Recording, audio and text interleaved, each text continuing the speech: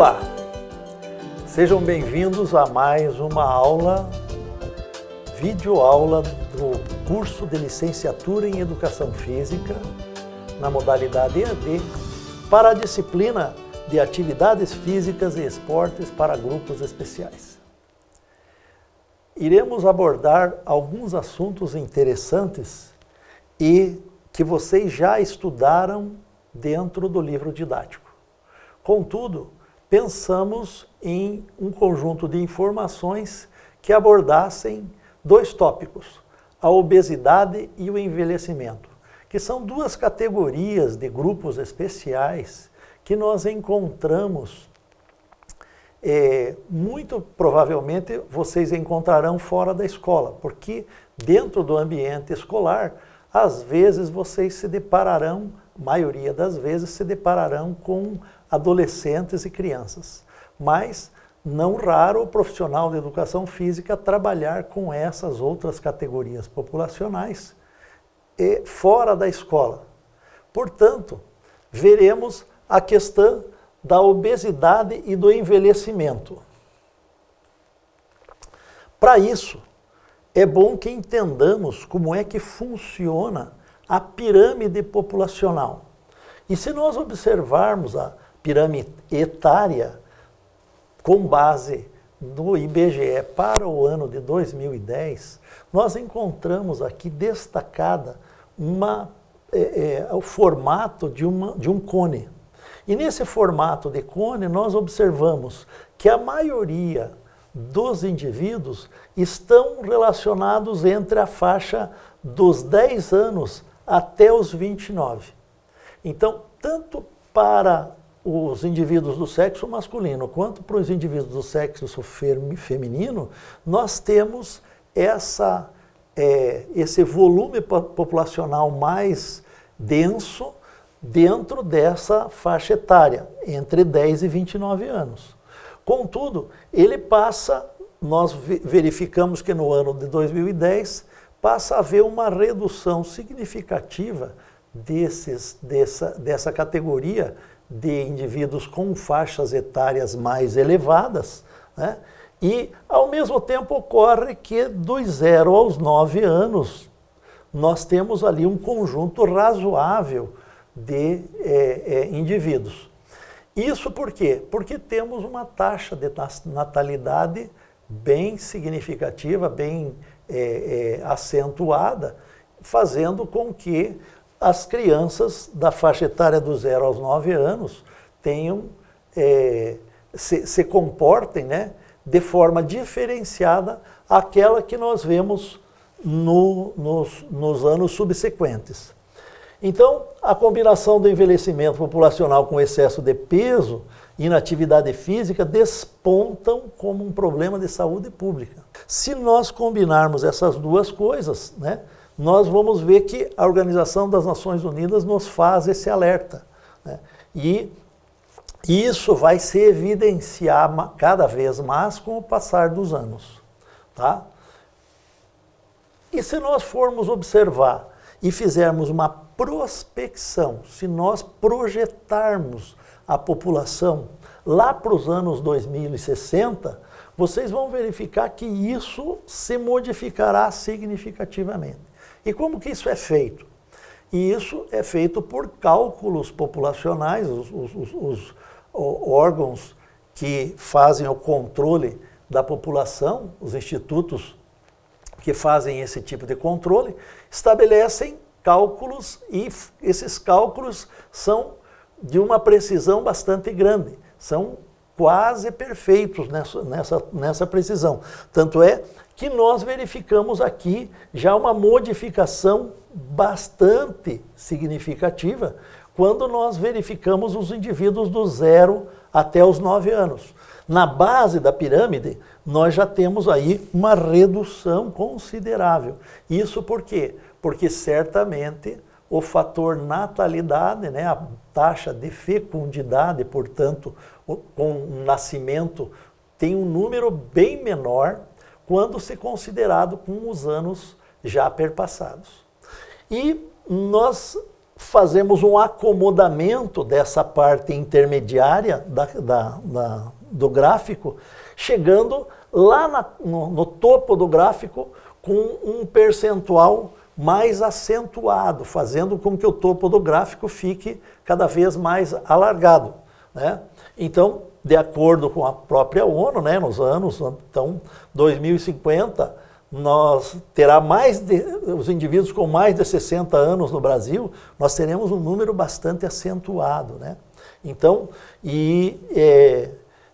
esse crescimento corresponde, então, à população idosa de perto de 4 milhões de pessoas. Então, se nós olharmos a comparação entre os dois gráficos, vocês vão ver que há uma diferença bastante grande, principalmente nessa parte intermediária que aqui se afina, né? Tanto do gráfico com a proposta, com a verificação dos dados para 2010 e a prospecção dos dados para 2060.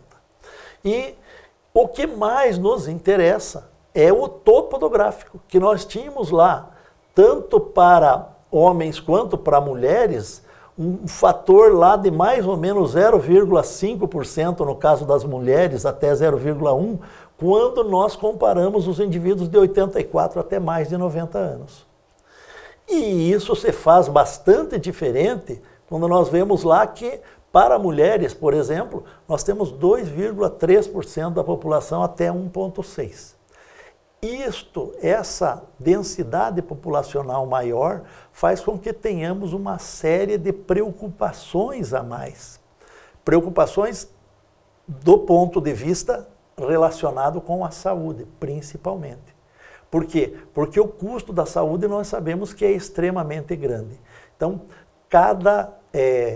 existe um estudo americano que diz que a cada dólar que você gasta com prevenção, você economiza 3 na área curativa, na área de custos que nós temos que a saúde remonta. Então, vamos adiante. Vamos ver um conceito de obesidade. Como é que nós conceitamos? Então, obesidade é uma doença multifatorial, portanto, ela tem um conjunto de intervenções que se faz, que o indivíduo se submete para que ele se torne obeso. Uma só característica não faz com que o indivíduo torne-se obeso.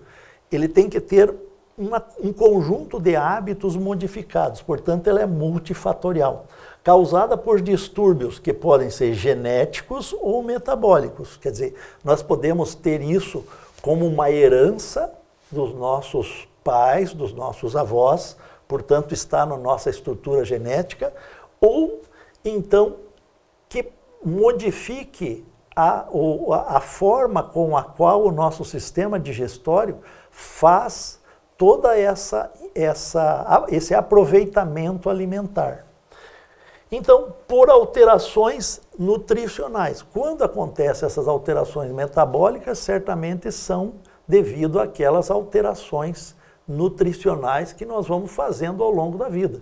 Começamos lá como indivíduo lactente, consumimos o leite materno para termos todos os anticorpos, vamos consumindo os outros alimentos, ele vai se tornando cada vez mais sólido, da papinha passa para os alimentos sólidos, com a erupção nas arcadas dentárias dos dentes, nós vamos tendo o consumo de alimentos cada vez mais firmes, cada vez mais rígidos, e aí nós temos que promover a mastigação, e isso faz com que nós modificamos o nosso cardápio alimentar, e essa modificação de cardápio alimentar algumas vezes pode se distorcer, pode ficar distorcida, e aí distorcida uma vez nós temos as alterações na nossa corpulência. E isso também acontece porque o nosso conjunto celular, né, nosso organismo, ele tem um volume enorme de células. Nós dizemos que nós temos tantas células no corpo quanto as estrelas que nós podemos olhar no céu. Então, esse conjunto celular é muito grande, mas determinados tipos de células são aquelas que armazenam gordura. Essas células são chamadas de adipócitos. Esses adipócitos, eles aumentam de tamanho, eles aumentam em quantidade até uma determinada faixa etária e posteriormente eles começam a aumentar de tamanho. E esse aumentar de tamanho desses adipócitos faz com que nós armazenemos essa gordura em determinadas partes do corpo. E o envelhecimento? O envelhecimento é uma ação normal do tempo sobre o corpo humano. Então, para a Organização Mundial de Saúde, né, são considerados idosos nos países desenvolvidos os indivíduos que têm a faixa etária igual ou superior aos 60 anos. Então, passou da faixa dos 60 anos, mas isso é nos países em desenvolvimento. Os países desenvolvidos já têm um conceito um pouco mais amplo sobre isso, mas nos países em desenvolvimento isso acontece na faixa dos 60 anos. O recorte dos países desenvolvidos é para indivíduos acima de 65 anos. Já há alguns países que consideram indivíduos idosos acima dos 70, que são o caso dos países nórdicos, Finlândia, Noruega, Suécia, inclusive. Porém, a legislação brasileira, em concordância com a Organização Mundial de Saúde, de conformidade com a Lei 8.842/94, no seu artigo 2º, parágrafo único, destaca: são consideradas idosas as pessoas maiores de 60 anos de ambos os gêneros, sem distinção de cor, etnia ou ideologia. Portanto, então, a obesidade e o envelhecimento, se nós combinarmos esses dois fatores, nós temos um grande perigo. E se isso acontece com um grande número de população, esse perigo se torna cada vez mais intenso. Então vamos lá, fisiologia do envelhecimento. Como é que nós encaramos isso? Então, como é que acontece no envelhecimento as alterações fisiológicas no nosso sistema corporal? Então, começamos pela força. A força é a primeira de todas as variáveis físicas, das variáveis motoras, que nós perdemos. Nós, a partir dos 40 anos, nós temos uma diminuição significativa na força. A força diminui. Só que isso se acentua, ela dobra de velocidade na faixa entre os 65 e os 70 anos. Então, vocês estão vendo que na curva de força é uma curva descendente. E ela começa a diminuir na faixa dos 40 e daí aos 65, 70, ela diminui mais acentuadamente. Então, há uma deflexão na curva, ela flete para baixo, então ela faz essa flexão para baixo mais acentuadamente entre os 65 e 70 anos. Flexibilidade também reduz. E aqui nós já podemos ver valores percentuais. Nós diminuímos em flexibilidade, principalmente no quadril e na coluna vertebral. Nós temos uma dificuldade bastante grande no quadril, começa a aumentar essa dificuldade de fazer essa flexão de quadril, que nós fazemos um movimento de elevação do tronco ou elevação das pernas, em torno de 20% a 30%. E isso se acentua lá entre 30% a 45% na faixa dos 75 anos. Então, você vê que indivíduos idosos, à medida que vão envelhecendo, isso vai aumentando. Por que isso aumenta? Porque o desempenho do músculo esquelético, ele vai baixando com o aumento da idade. Ele diminui consideravelmente. Nós vamos tendo perda de massa muscular. Você pode reparar que dificilmente você vê um velhinho bem, com uma plástica muscular alinhada. Normalmente os indivíduos idosos têm uma perda de musculatura e vocês veem isso estampado principalmente nos braços e nas pernas. E, evidentemente, se temos perda de massa muscular, a nossa carga de exercício tem que ser reduzida. Nós vamos ter uma diminuição. Vamos ver aqui na capacidade aeróbica. O que é a capacidade aeróbica? Capacidade de absorver oxigênio. Então, isso é chamado de consumo máximo de oxigênio. É estabelecido pela fórmula VO2 máximo, volume de oxigênio consumido no máximo esforço em que o indivíduo pode suportar. Então, nós reduzimos de 0,4 a 0,5 ml por quilograma minuto. Essa é uma unidade que é chamada unidade relativa do consumo de oxigênio. Essa unidade relativa do consumo de oxigênio diz que nós, como é que ela se estabelece? Nós temos uma unidade padrão, ela é estabelecida.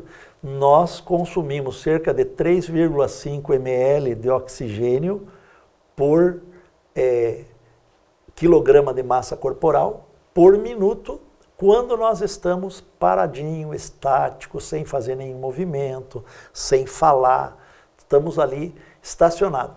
E essa é a unidade de consumo de oxigênio em repouso.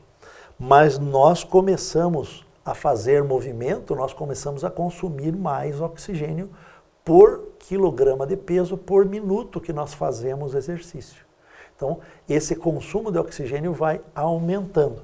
Só que nos indivíduos de idade avançada, quando chega ao avanço da idade, quando são considerados indivíduos idosos, nós temos uma redução de aproximadamente 9% desse consumo de oxigênio máximo que nós podemos suportar para cada 10 anos de idade. Ou seja, nós perdemos 1 ml por ano aproximadamente.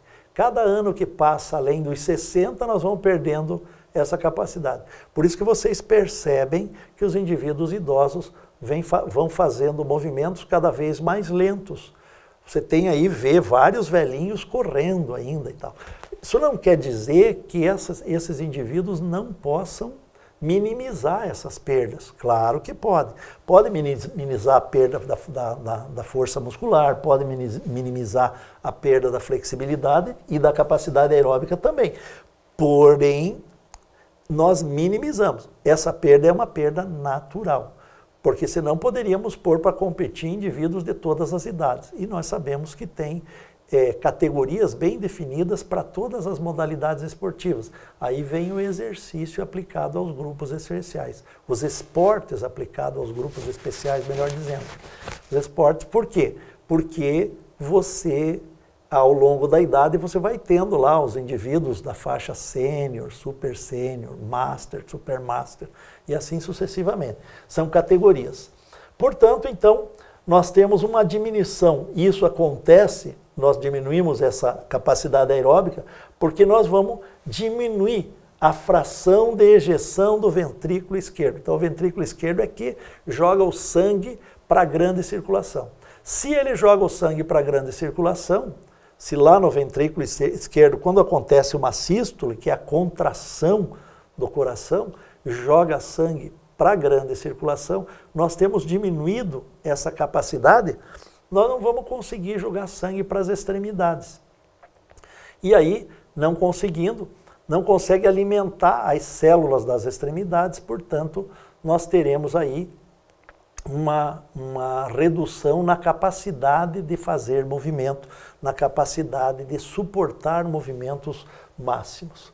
E isso, então, está relativo com a redução do volume cardíaco. Né? Então, o volume de sangue que passa por dentro do coração, que é chamado de volemia, né? Essa quantidade de sangue que passa durante 1 minuto dentro do coração, ela é reduzida porque nós temos menos capacidade de contração. É a contração do ventrículo esquerdo que faz com que esse sangue aumente de velocidade.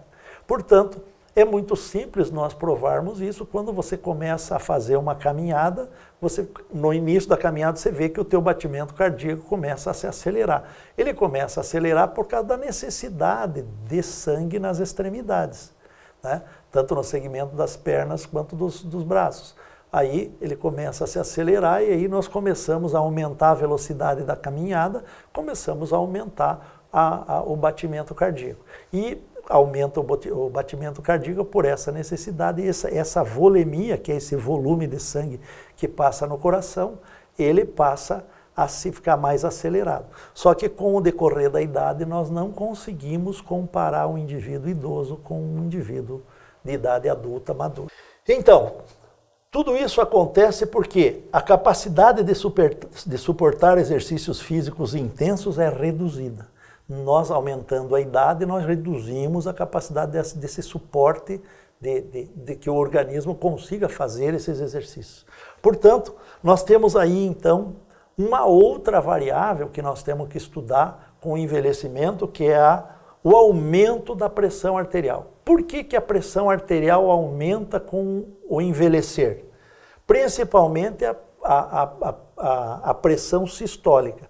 Essa pressão que faz com que o coração faça essa contração e o sangue passe a sair do coração e vá para a grande circulação. Porque a capacidade de vasodilatação da aorta é reduzida. O que é isso? Isso faz com que as artérias fiquem cada vez mais rígidas, mais duras, menos elásticas. Então, se isso acontecer, certamente a pressão sobe. Então, nós temos que fazer com que reduza esse volume, né? Então, aí por isso que os cardiologistas indicam sempre beta-bloqueadores, ou seja, que não medicamentos que reduzam o batimento cardíaco ou medicamentos que façam com que aumente o volume urinário, ou seja, diuréticos, tá? Para quê? Para que diminua o volume, e aí diminuindo o volume desse conjunto sanguíneo faz com que a pressão diminua. Ainda na fisiologia do envelhecimento, nós temos alterações na composição corporal. Essas alterações são nítidas porque são observáveis, são bem visíveis, né? Há uma redução na estatura de aproximadamente 1 centímetro por década a partir dos indivíduos de 40 anos. Então, por quê? Porque isso faz com que as vértebras da coluna vertebral sejam, com a pressão gravitacional, sejam pressionadas. E essa pressão intervertebral, essa pressão entre as vértebras é tão grande que as cartilagens vão se acomodando, ficando cada vez mais acomodadas. Por quê? Porque grande parte da vida nós passamos, um terço da nossa vida passamos deitado, nós passamos dormindo, são nos colchões, porque cerca de aproximadamente 7 a 8 horas por dia nós dormimos.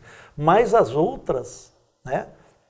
Os outros 2/3 da vida, nós passamos fazendo movimento e em pé.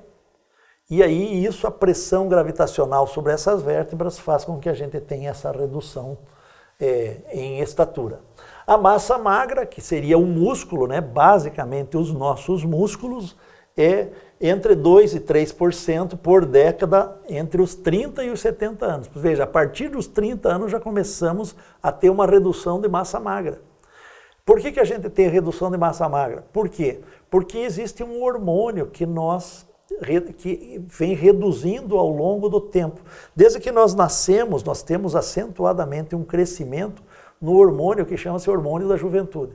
Esse hormônio oxida muita gordura. Ele queima muita gordura no nosso organismo. E aí, quando chega ali na faixa dos 30 anos aproximadamente, nós reduzimos consideravelmente a produção desse hormônio no organismo. E aí nós começamos a diminuir. Por isso que vocês veem que a vida dos atletas profissionais é uma vida curta, porque ela tem muita relação com essa condição hormonal, né, de reduzir gordura. Então a gordura corporal, principalmente na região abdominal, ela aumenta. Nós temos uma densidade óssea que é diminuída. Por que diminui a densidade óssea? Diminui por quê? Porque nós não conseguimos catalisar cálcio. Quer dizer, o cálcio que nós consumimos no nosso alimento pode ser a mesma quantidade, em mesmos percentuais. Só que, mesmo se expondo ao sol, que o sol é um dos maiores catalisadores de cálcio do nosso organismo, tanto é que quando qualquer pessoa tem uma fratura, o que o médico ortopedista orienta? Tomar sol pelo menos 1 hora por dia. Para quê? Para que nós consigamos fazer com que o nosso organismo absorva esse cálcio e remeta o cálcio lá para a região fraturada, onde nós precisamos que calcifique, tá? Mas isso, com o decorrer da idade, vai reduzindo, por isso o grande perigo das pessoas de idade fazerem fraturas, tá? Então, essa densidade é principalmente, então, nas mulheres. As mulheres têm um fator acentuado nessa redução da concentração de cálcio e da absorção de cálcio em função da questão hormonal, porque diminui o hormônio, né? No caso da mulher, diminui a progesterona, que é o hormônio predominantemente feminino, e pela redução desta progesterona, evidentemente ela fica mais suscetível a qualquer tipo de disfunção óssea, em princípio, né, as osteopenias e as osteoporoses, que acontecem principalmente na mulher. No homem não acontece tanto, mas existe também uma incidência disso, embora seja bem menor quando comparado homens com mulheres, né? E por isso que a diferença dos homens para as mulheres é de 0,5% ao ano e das mulheres chega até 2 a 3% ao ano. Por isso que se aconselha sempre as mulheres a que tenham uma dieta rica em cálcio, principalmente até os 28, 30 anos. Nessa faixa etária. Por quê? Porque se ela tiver essa dieta rica e concentrar grandes quantidades de cálcio na estrutura óssea, mesmo que ela tenha uma perda, a perda será menos acentuada quando essa pessoa tem um suporte maior. E a taxa metabólica de repouso? Então essa é uma taxa que nós usamos, né? Que tem interferência com a utilização dos substratos energéticos durante o exercício. Durante e depois do exercício, nós continuamos consumindo energia. Por isso que nós usamos o exercício físico para reduzir a plástica, a estrutura corporal, diminuir a quantidade de gordura corporal também, né? Reduz bastante isso e às vezes faz até uma substituição. Aumenta a quantidade de massa magra e diminui a quantidade de gordura. Só que com o indivíduo idoso, esse metabolismo é reduzido, ele diminui consideravelmente. Os índices de sobrepeso e obesidade têm crescimento de forma assustadora em diversos países industrializados e em desenvolvimento, o que tem tornado o controle da composição corporal uma das principais preocupações para vários órgãos de saúde pública.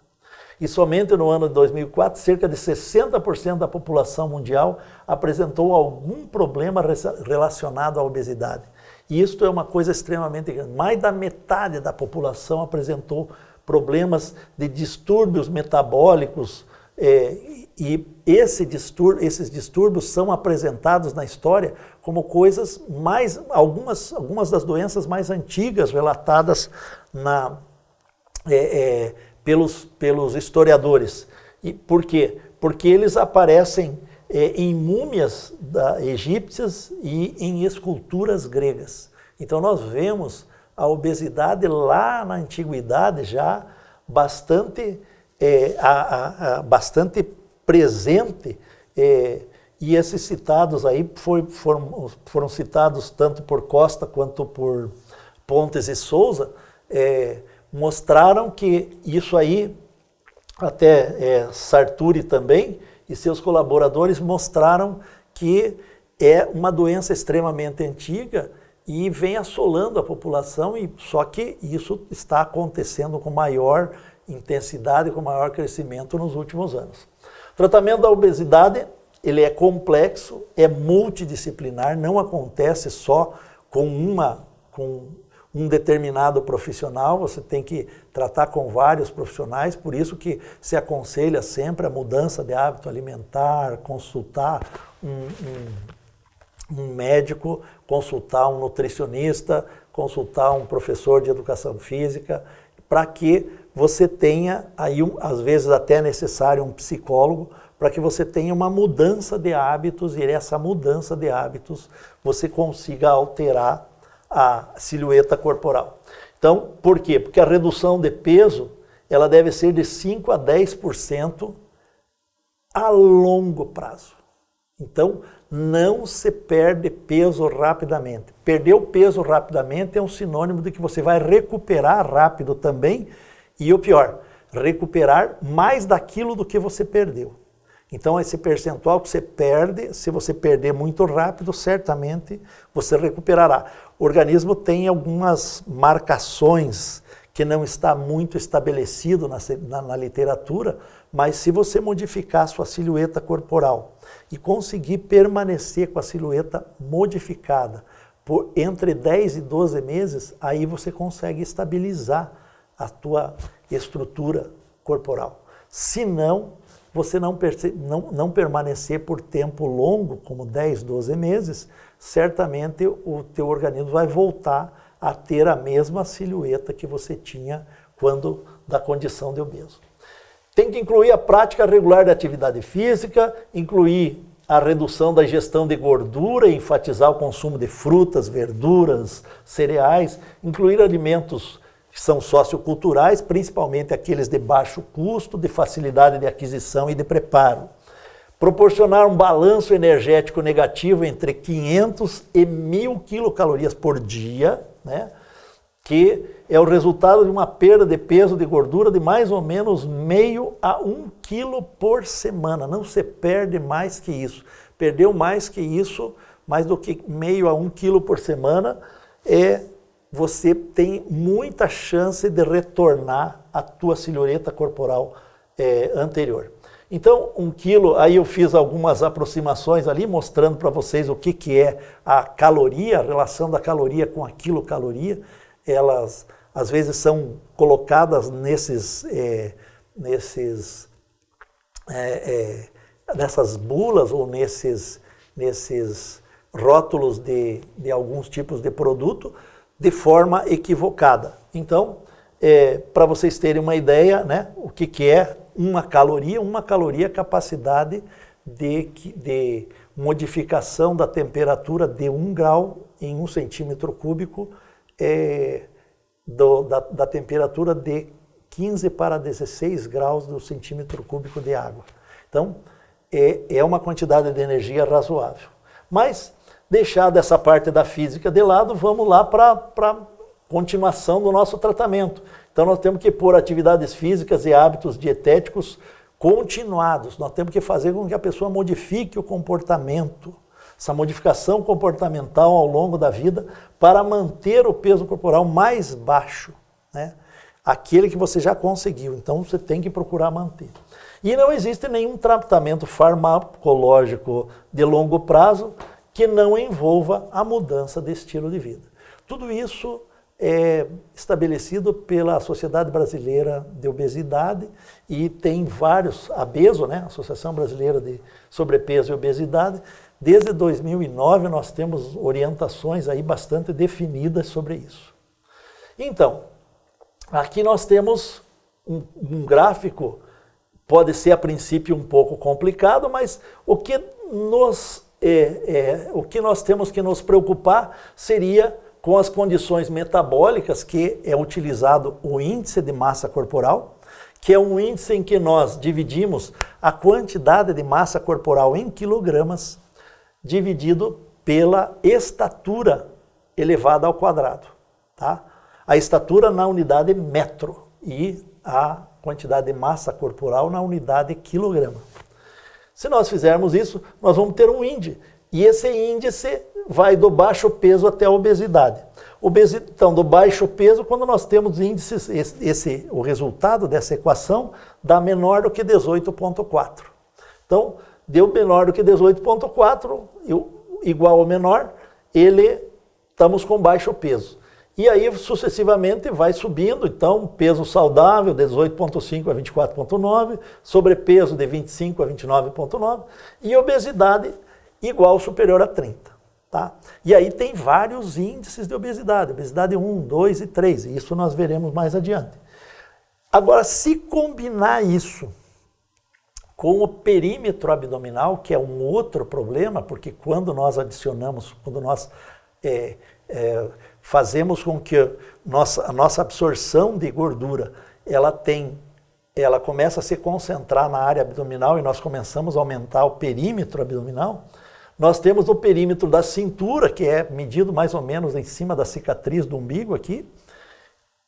Quando nós temos isso aumentado, então para homens entre 94 e 102 e para mulheres entre 80 e 88, se nós combinarmos com sobrepeso, nós aumentamos o risco de uma doença cardíaca. E se nós combinarmos esses índices ainda, de 94 a 102 para homem, de perímetro da cintura, e 80 a 88 para mulheres, com um índice de 30 ou superior, nós temos um alto risco de doenças cardiocirculatórias. E isto aí se acentua, por exemplo, se nós temos esse perímetro das cinturas for superior a 102 para homens e for superior a 88 para mulheres.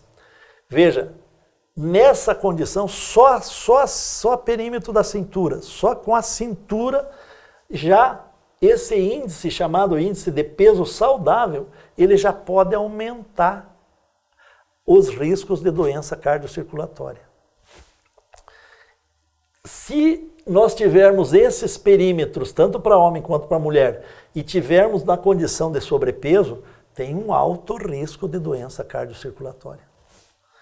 E se nós tivermos um índice de massa corporal igual ou superior a 30 e tivermos na cintura para homens mais de 102 e para mulheres mais de 88, seria muito alto o risco de doença cardiocirculatória. Então, esse quadrinho aqui é uma forma da gente controlar, fazer com que as pessoas entendam que a corpulência é um indicador de que ela pode eventualmente, com o decorrer da idade, vir a ter algum tipo de distúrbio, principalmente cardíaco, circulatório ou de circulação cerebral. Para nós usarmos esse índice para crianças e adolescentes, principalmente para adolescentes, eu usei aqui a tabela desse autor chamado Cole, um autor inglês, né, e seus colaboradores lá no ano 2000, ele estabeleceu uma tabela, e essa tabela do índice de massa corporal para indivíduos entre 15 e 18 anos. Então aqui tem os índices estabelecidos tanto para meninos quanto para meninas, porque nessa faixa etária, a partir dos 15 anos, nós já temos a predominância dos hormônios nos organismos jovens. Então, quando tem a predominância dos hormônios, as meninas têm uma característica de armazenar mais gordura do que os meninos, né? Os meninos, ainda que tenham a testosterona elevada nessa faixa etária, eles, mesmo com a testosterona elevada, eles não têm a capacidade de armazenar tanta gordura quanto as meninas. Então, por isso, temos que ter tabelas distintas para comparar meninos e depois comparar meninas. Então, vou mostrar para vocês um estudo que teve por objetivo avaliar os indivíduos participantes da Universidade Aberta da Terceira Idade, a UAT, aqui no UEPG, no ano de 2018, estabelecendo a prevalência de sobrepeso e obesidade numa clientela de indivíduos já com idade acima dos 60 anos. Esse estudo nós desenvolvemos no ano passado, portanto são dados inéditos, vocês não vão encontrar ainda publicados, porque está em fase de prelo para publicação, nós ainda não temos uma revista especialidade, muito provavelmente a Beso fará essa publicação. Então, nós estabelecemos então como metodologia do estudo, né, sobrepeso e obesidade na Universidade Aberta da Terceira Idade, tendo como objetivo esse estudo. Evidentemente ele utilizou requisitos éticos, né? Quando você vai fazer um estudo, você tem a obrigação de passar lá na plataforma Brasil, mostrar que você vai fazer o estudo, que esse estudo vai ter benefício, vai oferecer benefício para aquela população estudada e garantir que aquela amostra não seja, aqueles indivíduos daquela amostra não tenham, não sejam identificados e possam sair do estudo, possam pedir para sair do estudo a qualquer tempo. Então, não há problema nenhum quanto a isso, né? E as características do estudo, que é um estudo descritivo transversal do tipo S-fosfato. O que quer dizer isso? Thomas e Nelson são os autores que estabelecem essa metodologia. Ele diz assim, você pode descrever os dados numérica e quantitativamente. Ele pode ser transversal, ou seja, nós podemos pegar lá e ver hoje como é que essa população está. Portanto, nós fazemos um corte transversal na população. Verificamos a condição desse momento. E eu do tipo ex pós-fato é porque tudo aquilo que já ocorreu, tudo aquilo que já aconteceu, nós não podemos modificar. Então, o fato já ocorrido. Ok? A amostra que nós procuramos foi a amostra dos indivíduos que foram matriculados na Universidade Aberta da Terceira Idade no ano de 2018 e praticavam atividades físicas. Portanto, ela foi composta por 37 indivíduos, divididos entre 9 homens e 28 mulheres, e foram medidos no dia da atividade prática de esportes aquáticos que eles fazem, que é tanto a hidroginástica quanto a natação, eles fazem isso em conjunto, e também aqueles que praticavam a modalidade de voleibol. Portanto, foi uma amostra randômica, foi uma amostra mais um sorteio aleatório, que não houve nenhum tipo de indicação. E todos esses indivíduos, eles aceitaram participar do estudo.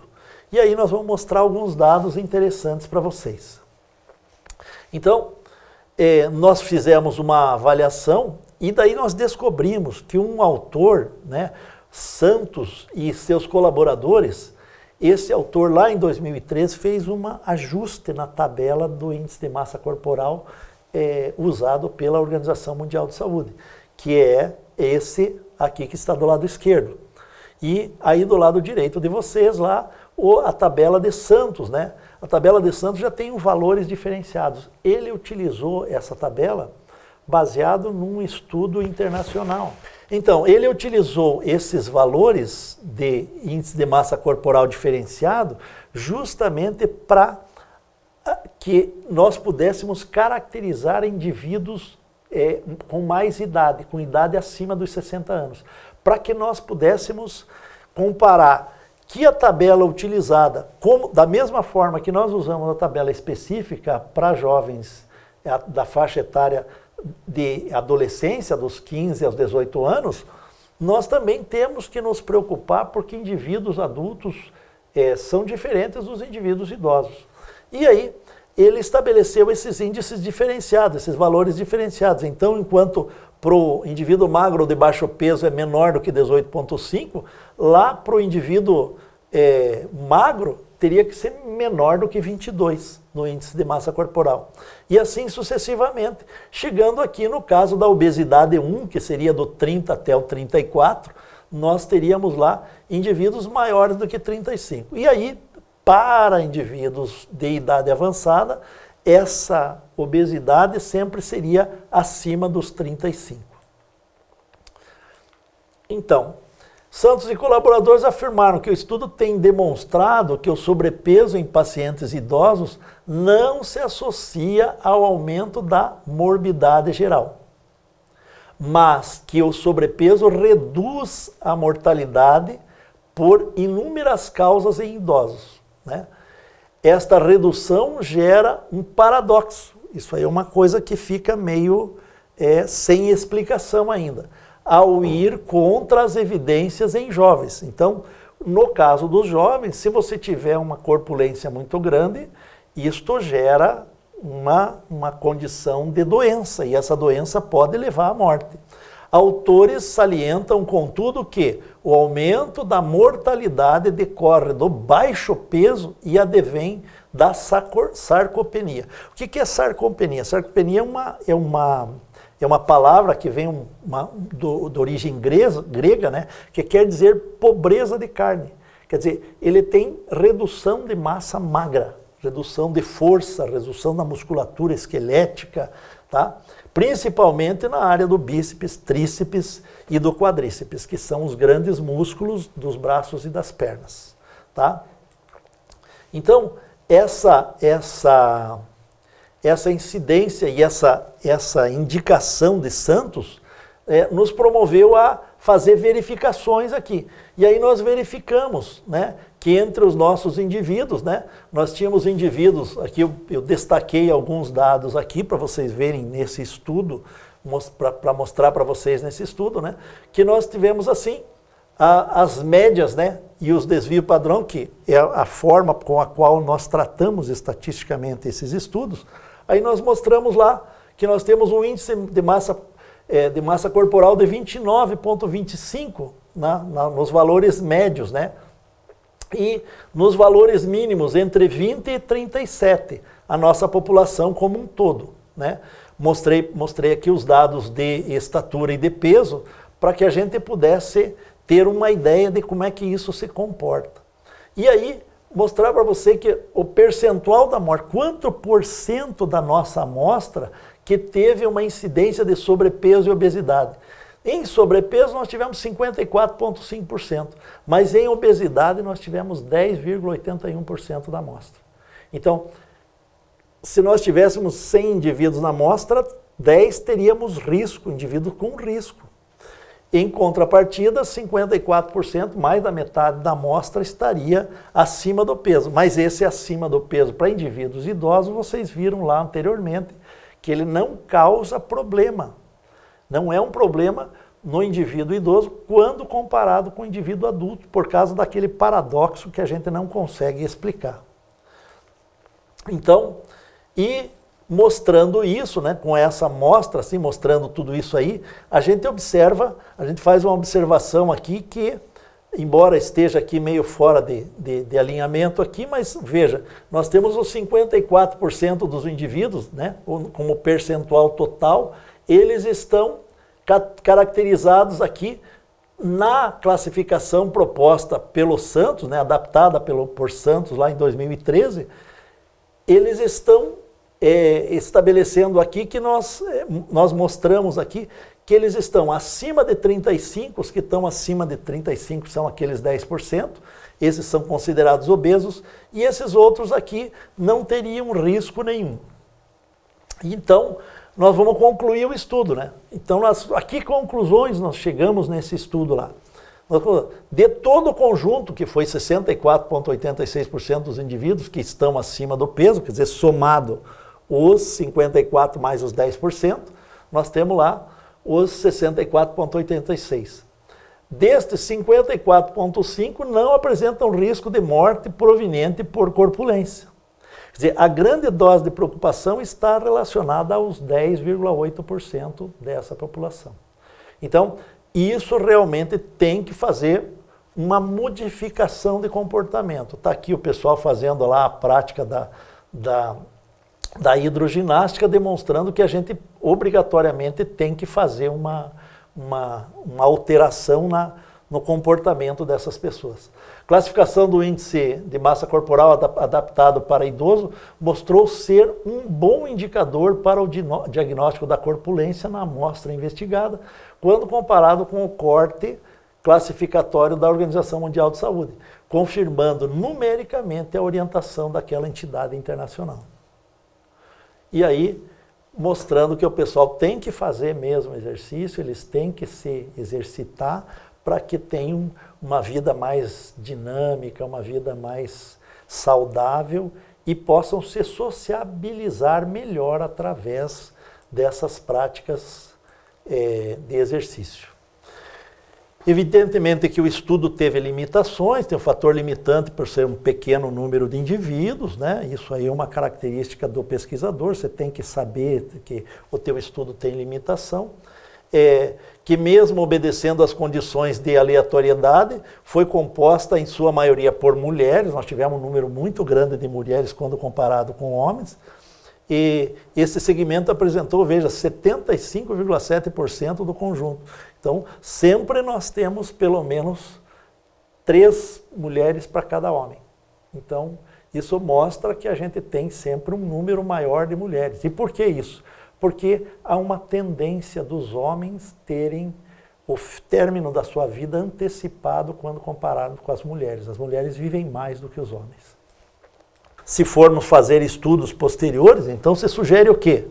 Que as interações feitas por esse estudo, então, sejam controlados e submetidos às interações estatísticas, às variáveis relacionadas às doenças, às ingestões de medicação, a ampliação do conjunto amostral e, na medida do possível, usar um viés que chama-se longitudinal. O que é isso? Medir várias vezes. Lembra que eu falei lá que esse é um estudo transversal? Transversal é só um corte, né? Aqui, longitudinal. Longitudinal a gente mede várias vezes, preferencialmente uma vez em cada ano, uma vez em cada 6 meses, sempre mais de 3 medidas, né? Para que nós possamos comparar se essas pessoas mantêm esses seus valores, essa medida de peso e de estatura, ela mantém isso ou essa medida está em constante modificação. Então, para que possamos fazer isso.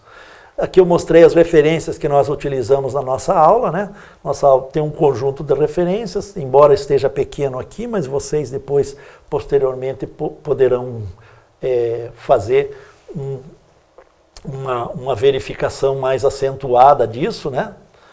Vou passar bem rapidamente isso aqui, essas referências. E aí eu sempre costumo concluir minhas aulas assim com uma frase de efeito, e nesse caso nós vamos pegar uma frase do máximo pontífice da Igreja Católica, o Papa Francisco, que diz que não haverá harmonia e felicidade para uma sociedade que ignora e que deixa à margem e que abandona na periferia parte de si mesmo. Não dá para abandonar os velhinhos, deixar os velhinhos soltos por aí.